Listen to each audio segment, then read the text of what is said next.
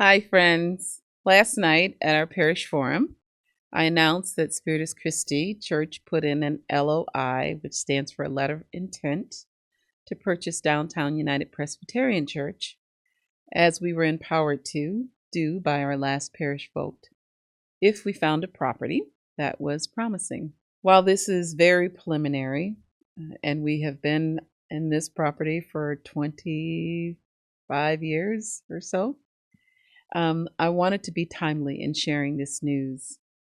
This past Sunday, Downtown United Presbyterian Church notified its congregation via their newsletter of our offer.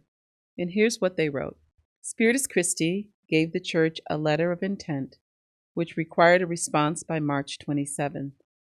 They offered to buy the entire church complex for $2.5 million and provide Downtown Church with current office spaces, free for 5 years. Given the short time that we're given to respond, Session replied that we are prayerfully considering their offer and that it will be several months before we could respond. Elders raised such questions as how much is our identity tied to our building?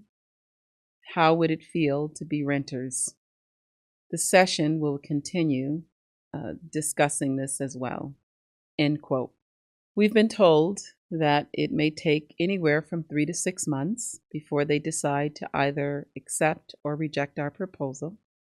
If accepted, we will have 45 days of due diligence to check out the property, determine if it fully meets our needs, schedule inspectors, walkthroughs, engineers, etc. So I invite you to please keep this process in your prayers. Join us for our Mother's Day liturgies this weekend on Saturday, May 9th and Sunday, May 10th. And thank you for all the life-giving and life-sustaining that comes through so many of you to others who need mothering. Erin Powers will be our Mother's Day homilist as we celebrate the gift of mothers and mother figures in our world as she shares her story.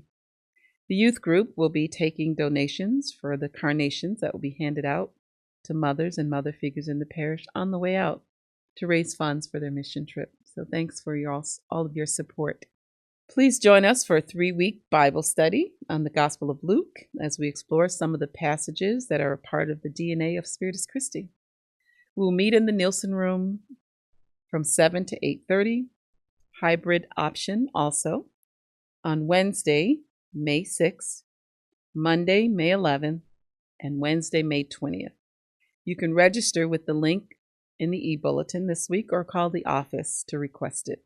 If you have any questions, you can email Mike Boucher. We want you to know that there is still time to nominate an organization for tithing support by filling out the form on our website, our e-bulletin, or a hard copy available in the office. Before you fill it out, please contact the organization to ensure you have the correct contact information and address so that the tithing committee and the process can be completed before the deadline of May 8th. And you can contact Betsy Inglis if you have any questions. We send our condolences this week to Tarza Manley, my assistant, on the death of her grandmother, and Andrew and Jennifer Whitson on the death of their mother, Kathy Whitson. We send our hearts to you, our prayers and our loves to you this week as you are going through such hard grief and loss and sadness. If you would like to be a part of a new ministry of volunteers who can support families raising children with special needs, you can email me at mbrown@spirituschristi.org or call the office. We're looking for a volunteer group of 5 to 6 people trained in working with children with special needs that could support families each week on a rotating basis at Mass. Maybe you're a teacher or a parent or a medical professional or social worker or a one-on-one support person with some level of skill or training in this area. We would love to work with you, so please reach out. Well, friends, thank you so much for joining me this week. There's lots happening, and so I'm looking forward to connecting with you this weekend, and I will see you again next week for our weekly Pastor's Update. Take care.